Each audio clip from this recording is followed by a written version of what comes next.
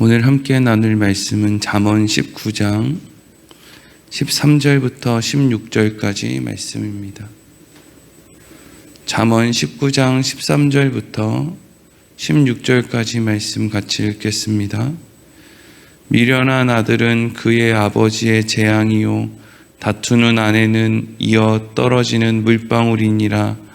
집과 재물은 조상에게서 상속하거니와 슬기로운 아내는 여호와께로서 말미암느니라. 게으름이 사람으로 깊이 잠들게 하나니 태만한 사람은 줄일 것이니라. 계명을 지키는 자는 자기의 영혼을 지키거니와 자기의 행실을 삼가하지 아니하는 자는 죽으리라. 아멘. 오늘은 자기의 영혼을 지키는 사람이라는 제목으로 말씀을 나누도록 하겠습니다. 잠언의 말씀이 특별히 잠언 19장에 들어와서 지혜로운 사람과 미련한 사람의 차이를, 지혜로운 사람은 당장 눈앞의 이익이 아니라 멀리에 있는 것을 이제 바라볼 수 있는 눈을 가지고 있는 것을 이제 지혜라고 했고요. 미련한 것은 멀리 있는 것은 보지 못하고 당장 눈앞의 이익에 마음을 빼앗기는 것을 말한다고 했습니다. 그래서 멀리 볼 줄 아는 사람은 역사를 통해서 배울 수 있는 사람을 의미합니다. 멀리 볼 줄 알기 때문에 결국에는 내가 오늘 하는 일이 어떠한 결과를 맺을 수 있다라는 것을 과거를 통해서, 역사를 통해서 배울 수 있게 되는 거죠. 아, 옛날에 그 사람이 10년 뒤, 15년, 20년 뒤를 내다보지 못하고 당장 눈앞의 이익에 따라 그러한 결정을 했을 때, 아, 결국에는 역사 속에서 그런 열매가 맺어졌다라는 것을 우리가 다 알고 있지. 이게 이제 지혜로운 사람의 삶의 모습이죠. 근데 미련한 사람들은 이미 과거에 있는 사람들이 역사를 통해서 어떤 선택을 했을 때 눈앞의 이익에 따라서 뇌물을 받고 또 판결을 굽게 하고 자기 유익대로 그냥 마음대로 살았을 때 결국 어떠한 결과가 그들의 인생 가운데 있었는지를 너무나 잘 알고 있음에도 불구하고 여전히 내 눈앞에 있는, 당장 내 눈앞에 있는 이익에, 내 정욕에 취해서 과거 역사를 통해서 배우지 못하고 오늘도 그냥 내 눈앞에 있는 이익을 따라, 그 뒤에 결과가 어떻게 맺어지든 열매가 맺어지든 그런 건 상관없이 그냥 그렇게 사는 것, 그게 미련한 사람이다라고 말씀을 드렸습니다. 그리고 오늘 본문도 이와 같은 흐름 가운데 이어집니다. 오늘 13절 말씀 같이 읽겠습니다. 시작. 미련한 아들은 그의 아버지의 재앙이요 다투는 아내는 이어 떨어지는 물방울이니라. 아멘. 미련한 아들은, 잠언에 미련한 아들이라는 표현이 많이 나오는데, 미련한 아들은 그냥 어느 순간 미련해지는 게 아닙니다. 태어날 때부터 그냥 이마에 미련한 아들이라고 이름을 새겨놓고 태어나는 게 아니죠. 미련한 아들은 누가 만들고 누가 기르는 겁니까? 그 부모가 미련한 아들로 기르는 겁니다. 그러면 이 미련한 아들은 왜 미련한 아들로 길러집니까? 그 부모가 그 자녀에게 멀리 내다볼 수 있는 눈, 역사를 통해서 배울 수 있는 눈, 그런 것들을 길러주는 게 아니라 꼭 그 부모와 똑같이 자기 눈앞에 있는 것, 그냥 정욕에 따라 행하는 것, 눈앞에 이익에 엎어지는 것, 그런 거에만 관심 있는 자녀로 키우기 때문에 그런 것이죠. 어려서 아이들이 꼭 지켜야 되는 것들 가운데 몇 가지가 있죠. 어른들을 보면 인사를 한다. 거짓말을 하지 않는다. 또 말을 함부로 하지 않는다. 욕하지 않는다. 형제들 간에 양보한다. 사실 이런 거 중요하지 않습니까? 정말 중요한 것들이거든요. 근데 언제부턴가 그 눈앞에 학교 성적이라고 하는 이익, 나중에 그래서 좋은 직장을 얻을 거라는 이익, 뭔가 그것을 통해서 마음에 또 안정을 얻고 주위 사람들한테 자랑을 하고 이런 어떤 이익에 빠져서 공부 좀 잘하면 언젠가부터 선생님들한테 함부로 해도 되고 친구들한테 막 함부로 해도 되고 그래도 용서가 되는, 희한하게 그렇게 키운단 말이죠. 그러니까 그걸 누가 그렇게 키웁니까? 결국에는 그 부모가 키우고 학교 선생이 그렇게 키우고, 그래서 온 나라가 그냥 뭐 공부만 좀 잘하면 대단한 줄로 알고, 돈만 좀 잘 벌면 온갖 악행은 저질러도 아우 저 대기업 총수가 꼭 있어야 이 나라의 경제를 이끄니까 저 사람은 온갖 나쁜 짓을 뒷구녕으로 다 해도 아 저 사람은 그냥 풀어줘야 됩니다. 막 이리로 이제 간다고요. 그게 뭐예요? 미련한 사람들, 미련한 아들을 자꾸 길러내는 거예요. 사무엘 선지자가 얼마나 대단한 사람입니까? 근데 사무엘 선지자의 말년에 이스라엘에 있는 그 장로들이 사무엘 선지자를 찾아왔어요. 누구 때문에 찾아왔을까요? 그 자식들 때문에요. 얼마나 부끄러운 일이에요. 왜 사무엘 선지자는 자식을 이따위로 키웠을까요? 뭐가 문제였을까요, 도대체? 사무엘상 8장 1절부터 5절까지 말씀 제가 읽어보겠습니다. 사무엘이 늙음에 그의 아들들을 이스라엘 사사로 삼으니 장자의 이름은 요엘이요 차자의 이름은 아비야라. 그들이 부엘세바에서 사사가 되니라. 그의 아들들이 자기 아버지의 행위를 따르지 아니하고 이익을 따라 뇌물을 받고 판결을 굽게 하니라. 이스라엘 모든 장로가 모여 라마에 있는 사무엘에게 나아가서 그에게 이르되 보소서, 당신은 늙고 당신의 아들들은 당신의 행위를 따르지 아니하니 모든 나라와 같이 우리에게 왕을 세워 우리를 다스리게 하소서 한지라. 아멘. 결국에는 이스라엘 백성들이 왕을 세워달라고 한 그 명분 안에 뭐가 들어갑니까? 사무엘 선지자 당신 아들들 진짜 우리를 힘들게 하는 지도자입니다. 돈 있는 사람한테는 잘하고 뇌물 받고 판결 굽게 하고 우리같이 돈 없는 사람들한테는 그냥 함부로 하고, 그런 지도자가 우리는 필요 없습니다. 그러니까 왕 세워주세요. 당신 아들들 말고, 이런 말이잖아요. 사무엘 선지자가 말년에 얼마나 부끄러웠겠어요. 근데 왜 사무엘 선지자의 아들들은 이런 식으로 컸느냐 말이죠. 핵심은 사무엘 선지자는 어렸을 때 어쨌든지 그가 지켜야 될 그 성전에서 마치 아버지 어머니 없는 사람처럼 그렇게 어린 아이 때부터 자라면서, 원래는 엘리 제사장의 아들이었던 홈니와 비느하스가 원래는 감당해야 됐던 그런 일들을, 그 사람들은 또 그 사람들 나름대로 온갖 악행 저지르고 다닌다고 그냥 성전을 지키지 못하니까 결국에는 눈칫밥 먹으면서 사무엘 선지자가 그냥 이거 똑바로 안 하면 이 사람한테 혼나고 저거 똑바로 안 하면 저 사람한테 혼나고, 이렇게 눈칫밥 먹으면서 사무엘 선지자가 큰 거 아닙니까? 근데 그렇게 크다 보니까 뭘 배워요? 마땅히 해야 될 것을 하면서 자라게 되는 거거든요. 그러니까 이게 어떻게 보면 복이죠. 고생이 아니고요. 우리가 자녀들 언제부턴가 나는 어려서부터 고생하면서 컸으니까 내 자식들은 고생 안 하고 공부만 시켜야지. 넌 아무것도 하지 말고 공부만 해라.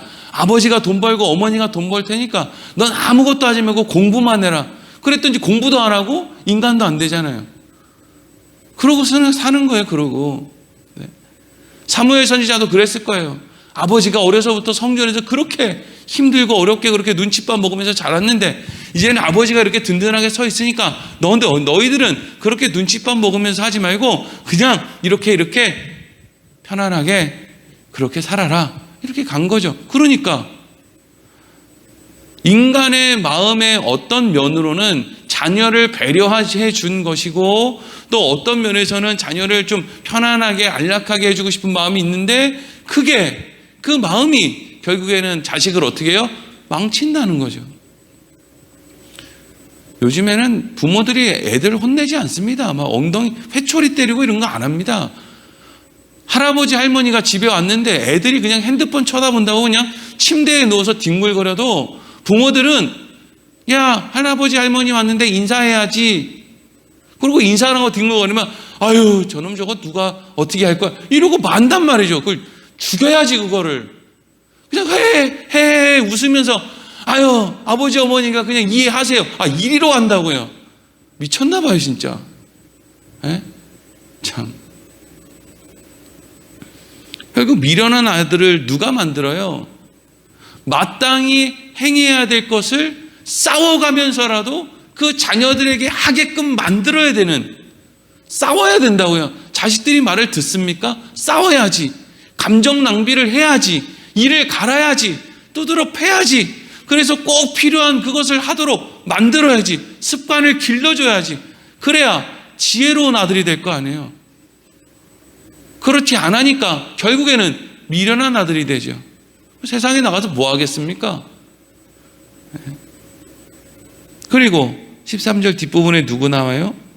다투는 아내는 이어 떨어지는 물방울이라고 그러죠. 여기서 떨어지는 물방울이라는 것은 지금처럼 밖에 비가 오는데 그 이스라엘 사람들이 짓는 집에 뭐 지붕이 얼마나 대단하게 견고하겠어요.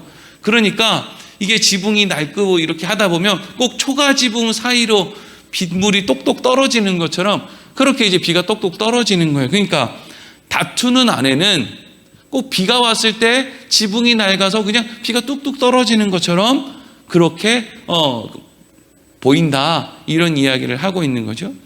그럼 왜 이 사람은 비가 오면 낡아서 비가 새는 그런 집 같은 그런 여인이랑 왜 결혼을 했을까요? 무슨 뭐 중매 결혼을 했는데 아버지가 누구서, 이런 맥락으로 가면 안 되고, 이거는 어떻게 보이냐면 저 사람의 당장 눈앞에 보이는 외모에 취해서 그 사람이 어떤 성격인지, 지혜로운 여인인지, 어떻게 자랐는지, 뭘 하고 살 건지, 이런 거에 대한 관심은 하나도 없이, 뭐 이거 남자들이 잘하는 짓이죠. 아우 예쁘네, 아우 그냥 예쁘니까 난 저 사람이랑 결혼해야 되겠네, 이러고 이제 결혼을 한다는 거예요. 당장 눈앞에 보이는 거기에 취해서 마땅히 따져봐야 되는 거.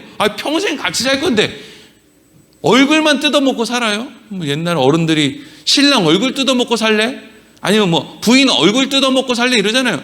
며칠 살다 보면 그 이쁜 줄도 잘 모릅니다. 연예인들 보세요. 자기 부인이 연예인인데도 바람 피고 막 그러지 않습니까? 얼마나 웃겨요 그게. 그러니까 이것 또한 마땅히 지켜야 될 것, 자녀들이 마땅히 지켜야 될 것을 지키지 않았을 때 미련한 자녀가 되는 것이고, 아내를 얻을 때 마땅히 따져봐야 될 걸 따져보지 않고 아내를 얻으면 결국에는 그 아내가 다투는 아내가 돼요. 왜 다투겠습니까? 여인들이 이게 눈치도 없고 참을성도 없고 막 그러니까 이제 다투는 거 아니에요. 그러니까 마땅히 따져봐야 될 것을 따지지 않는, 당장 눈앞에 있는 것에만 관심을 갖는 것을 지금 이야기하고 있죠. 또 14절 이어서 읽겠습니다. 시작. 집과 재물은 조상에게서 상속하거니와 슬기로운 아내는 여호와께로서 말미암느니라. 아멘. 14절 앞에 집과 재물은 조상에게서 상속한다는 것은, 집과 재물은 그냥 거기서 태어나면 그냥 아무것도 하지 않아도 그냥 나한테 올 몫은 나한테 온다는 거죠. 저절로 온다는 거예요. 저절로 오는 게 있다는 거예요. 근데 슬기로운 아내는 여호와께로서 말미암는다, 이 말은요, 하나님이 뭐 슬기로운 아내 손을 붙잡고 자 이게 이제 하와다 이러고 이제 아담과 하와에서 하와를 아담에게 데려다 준 것처럼 그렇게 데려다 준다는 얘기냐? 그게 아니고, 집과 재물을 조상에게서 상속받는 건 그냥 알아서 되어지는 일이지만, 슬기로운 아내를 얻는 것은 그냥 거저되는 게 아니라 내가 하나님의 말씀을 듣고 하나님의 말씀을 알고 그 말씀의 기준에 따라서 내가 먼저 삶을 살았을 때 그것에 걸맞는 슬기로운 아내가 나한테, 또 내가 그 여인을 고를 수 있는, 선택할 수 있는 눈이 생기고, 그 여인도 그렇잖아요. 슬기로운 여인이 왜 나랑 결혼을 하냐고요? 내가 슬기로워야 슬기로운 여인이 나랑 결혼을 할 거 아닙니까? 맨날 그냥 부모들이 하나님 우리의 이번에 좋은 아내 얻게 해주세요, 좋은 남편 얻게 해주세요 이러는데, 아니 왜 좋은 남편 좋은 아내가 내 자식이랑 결혼을 해요? 하나님도 참 곤란하지. 내 자식이 슬기로워야 타인의 슬기로운 자식이 와서 결혼을 할 거 아닙니까? 내 자식을 보면 도망가야 그게 슬기로운 여인이지, 내 자식이 좋다 그러는 여인이 슬기로운 여인이에요? 대부분 그렇지 않습니까? 어쨌든 그러니까 이 말은 무슨 이야기냐, 집과 재물같이 나에게 거저 주어지는 것이 있는 반면에 어떤 것은 그냥 거저 주어지는 것이 아니라 내가 마땅히 어떤 것을 지켜야 되고 내가 어떤 것을 선택할 수 있는 눈을 길러야 되고 이렇게 해야 얻을 수 있는 것이 있다는 이야기를 하고 있는 거예요. 하나님이 슬기로운 아내를 하늘에서 뚝 떨어뜨려 준다 이런 얘기가 아니라 하나님의 말씀 안에 있을 때 내가 그 슬기로운 아내를 얻을 수 있게 된다. 가만히 있으면 나는 미련한데 슬기로운 아내를 얻을 수는 없는 노릇이다 이 말이죠. 또 15절도 비슷해요. 같이 읽겠습니다. 시작. 게으름이 사람으로 깊이 잠들게 하나니 태만한 사람은 줄일 것이니라. 아멘. 게으른 사람, 태만한 사람, 그냥 아무것도 안 하려는 사람이잖아요. 그냥 누워있고만 싶은 사람. 누워서 숨만 쉬고 싶고 배고프면 일어나서 먹고 다시 누워서 숨만 쉬고 싶고 이런 사람들이에요. 이런 사람들에게 주어지는 것은 뭐밖에 없대요? 깊이 잠들게 되는 것이나 줄인 것, 이거밖에 없대요. 그냥 깊이 잠든다는 것은 뭐예요? 죽는다는 거예요. 게을러가지고 나 가만히 누워만 있고 싶어 이런 사람에게 있어서 남는 건 죽는 날 기다리는 거랑 그리고 줄이게 되는 거랑 이렇게 두 가지밖에 없다는 거죠. 잘 먹고 잘 살고 풍요롭게 살고 그래서 자녀도 키우고 뭔가를 하려면 마땅히 움직여야지. 집에 그냥 가만히 누워서 그냥 저절로 됐으면 좋겠다, 저절로 됐으면 좋겠다 라고 하는 그런 일은 없다는 거예요. 사람에게 있어서 저절로 되는 건 두 가지라는 거잖아요. 하나 죽는 거, 하나 거지 되는 거. 가만히 있으면 그렇게 된다는 거예요. 서울역 가가지고 노숙자 생활을 해보세요. 그러면 그냥 가만히 있으면 내가 어떻게 되겠습니까? 그냥 궁핍해지겠죠. 그러다가 그냥 겨울에 그냥 추운데 이렇게 잠자다가 가만히 있다가 죽는 것밖에 더 나은 게 있겠습니까? 그러니까 지혜로운 사람은 어떤 사람이에요? 가만히 있는 사람이 아니라는 거죠. 가만히 죽는 날을 기다리는 사람이 아니라는 거예요. 마땅히 지켜야 될 것을 자녀들에게 가르치고 내가 지키고 그런 아내를 찾고 그렇게 삶을 살고 이게 지혜로운 사람의 모습이라는 거죠. 그런데 여기서 우리가 오해하면 안 되는 것은 기독교인들이 막 오해하는 게 있는데 예수 믿고 뭔가를 열심히 해서 뭔가를 쟁취하고 이런 거를 이제 하나님이 주시는 어떤 비전이다 막 이러면서 이리로 달려가는데 중요한 건 하나님이 우리에게 돈 많이 벌어라 공부 열심히 해가지고 세상에 한 자리를 얻어라 이걸 가지고 지금 실경이를 하고 있는 게 아니고 우리에게 마땅히 지켜야 할 것을 지켜라.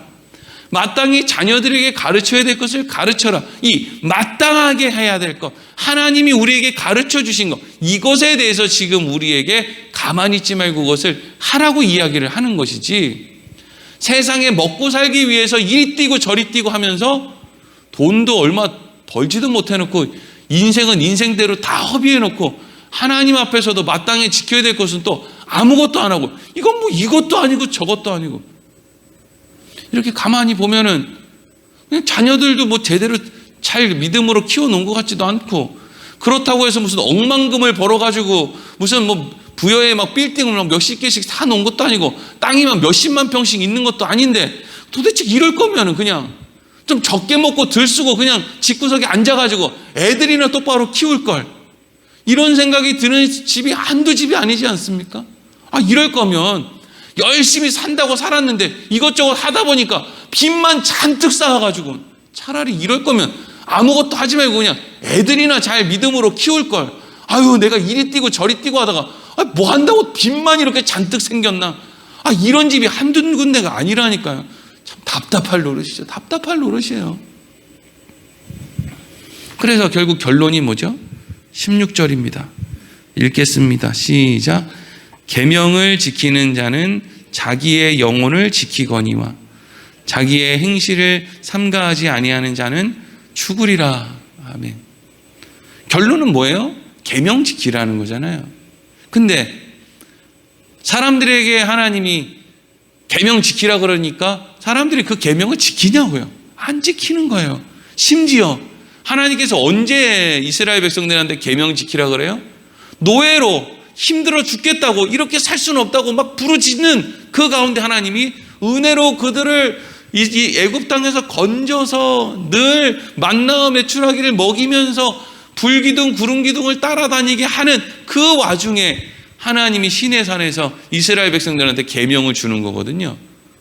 그냥 야, 지킬만 하거든 좀 지켜봐라, 니네들 그 생각 있으면 좀 지켜봐라, 이렇게 한 게 아니고요. 온갖 은혜를 다 베풀어 놓고, 야, 이분은 진짜 좋은 분이구나, 하나님 진짜 좋은 분이구나, 우리가 하나님을 잊고 우리 마음대로 그렇게 살았는데 하나님은 그런 우리를 버리고 죽이고 하지 않으시고 우리를 자유를 얻기 위해서, 땅을 허락하기 위해서 우리를 이렇게 인도해 내셔서 먹이시고 입히시는데, 야, 이제는 우리에게 마땅히 지켜야 될 말씀도 주시네, 우리가 이거 꼭 지켜야지, 이리로 가야 되는데 사람들이 어떻게 해요?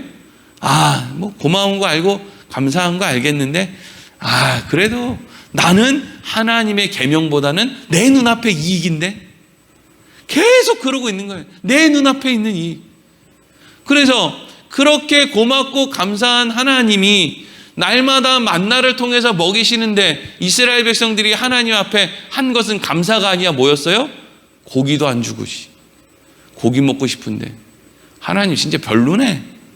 우리가 애굽에 있을 때는 파도 먹고 부추도 먹고 마늘도 먹고 고기도 먹고 진수성찬으로 먹고 살았는데 언제요, 언제? 참 기가 찰 노릇이죠. 사람들 보면요, 희한하게 교회 와가지고요, 아, 이럴 줄 알았으면 교회 나오지 말걸, 아, 이런 생각하는 사람도 있어요. 그러면서 아유, 내가 교회 다니기 전에는 시간도 많고 뭔가 편안하고 뭐가 일도 잘 되고. 거짓말은 다 잘 됐으면 뭐한테 교회 나와요? 그 사람이 하다가 뭐 안 되니까, 인생에 그냥 막바지에 다다르니까 이거라도 한번 해볼까 이래서 교회 나와놓고 이제는 좀 숨 좀 쉬고 살만하니까 그제서야 이제 교회에 저 사람도 마음에 안 들고 이 사람도 마음에 안 들고, 아유, 목사님 설교도 오래 하고, 아유, 그냥 뭐 맨날 그냥 지고 살으라고나 하고, 아유, 짜증나, 이럴 줄 알았으면 내 교회 왜 괜히 나왔어? 열심히 새벽마다 막 아파트값 올라가게 해달라고 기도하는데 맨날 아파트값은 떨어지고, 이럴 거면 내가 교회 괜히 나왔어. 아, 이런단 말이죠. 이게 이스라엘 백성들의 모습이고 오늘날 우리들의 모습이에요. 그러니까 하나님이 지금 뭘 이야기하는 거예요? 계명을 지켜야지, 계명을 지켜야 되지 않겠니라고 하는 말을, 사실 예수를 믿는다는 사람은 하나님이 우리에게 자기의 아들을 아낌없이 내어주셨다는 것을 알고 믿는다고 고백하는 사람은 사실 하나님이 너희들 계명 지켜야지라고 하는 말을 할 필요가 없는 사람이에요. 출애굽한 이스라엘 백성들은 하나님이 막 이스라엘 백성들 붙들고 너희들 계명 지켜야지 이런 말을 할 필요가 없는 그런 사람들이라고요. 그럼에도 불구하고 근데 오늘날 우리에게, 또 당시 출애굽한 이스라엘 백성들에게 끊임없이 계속 계명 지켜야지 하는 것은 대부분의 사람들이 어떻다는 거예요? 미련하다는 거예요. 우리가 다 미련하다는 거예요. 우리는 양 같아서, 우리 양 같아요. 시력이 없어요. 시력이, 우리가 왜 양으로 성경이 표현하는지 너무 기가 막히게 닮았죠. 양들은요, 시력이 약해가지고요, 바로 눈앞에 있는 것밖에 안 보여요. 우리처럼 눈앞에 있는 것밖에 안 보여요. 아주 그냥 이기적이라 가지고 더우면 붙어서 자고 추우면 떨어져서 자고, 이러고요. 도대체 넘어지면 혼자 일어나지도 못하는 존재가 양인데 맨날 자기 혼자 여기가 옳다 저기가 옳다 쫓아다니다가, 그러다가 넘어지면 자기 힘으로는 아무것도 할 수가 없는 그런 존재예요. 그러니까 계명을 지키는 자가 자기의 영혼을 지키는 자다. 자기 행실을 잘 마땅한 것으로 지키지 않는 사람은 죽는다. 근데 여기에 결론이 뭐예요? 그런데 너희는 계명을 지키지 않는구나, 자기의 영혼을 지키지 않는구나, 이리로 가는 거죠. 마땅히 이렇게 해야 되는데, 그렇게 해야 되는 걸 알고 있음에도 불구하고 그렇게 안 한다는 거예요. 그래서 하나님께서 누구를 보내요? 예수 그리스도를 보내서 우리를 대신해서 죽이는 거예요. 원래는 누가 죽어야 되는데 우리가 죽어야죠. 계명도 안 지켜, 하나님 앞에 제사도 온전히 드리지도 않아. 하나님에 대한 감사한 마음도 없어. 자기가 하나님이 돼서 하나님 앞에 열심히 구하면 하나님이 내가 원하는 걸 주실 것이라고 하는 그 욕망으로 날마다 하나님을 다루어 가려고 막 그냥 그렇게 덤벼들어. 죽어 마땅한데 하나님께서는 그 죽어 마땅한 인생들 가운데 어떤 이들은 은혜를 베풀어서 살리시고 또 지혜를 허락하셔서, 그러니까 어떤 사람들의 마음에 그래 내가 이 한평생 눈앞의 이익을 쫓고 살았으면 이제부터라도 내가 눈앞의 이익이 아니라 멀리 내다볼 수 있는, 역사를 통해 배울 수 있는, 또 마땅히 가르칠 것은 가르칠 수 있고 또 마땅히 내가 배워야 될 것은 배울 수 있고 참을 수 있고 양보할 수 있고 용서할 수 있고 때로는 좀 피해 있을 수 있는 지혜도 있고 때로는 내가 책임질 수 있는 지혜를 가질 때도 있고 좀 이렇게 마땅한 인생을 살게 된다면 그건 무엇 때문에 그런 거예요? 하나님이 성령을 통해서 우리에게 지혜를 주시기 때문에. 그러니까 여러분들이 나는 성격이 이렇게 해가지고 맨날 지고 살아 참 답답해 이리로 갈 게 아니고요. 나는 성령님이 함께해 주시기 때문에 날마다 질 수 있는 지혜가 있어. 할렐루야. 하나님 감사합니다. 성령님이 함께해 주지 않으면 맨날 눈앞의 이익을 따라서 다투는 아내처럼 다투며 살아갈 텐데 성령님께서 내게 지혜를 허락해 주셔서 오늘도 내가 할 말 참고 용서하고 내가 먼저 한 걸음 더 내딛고 내가 그렇게 살 수 있는 걸 보니까 하나님 은혜 감사합니다. 지혜 주셔서 감사합니다. 이리로 가야 한다는 것이죠. 오늘 말씀을 통해서 우리가 오늘 하루도 우리의 인생이 자기의 영혼을 지킬 수 있는 그러한 삶을 살기를 소망합니다. 기도하겠습니다.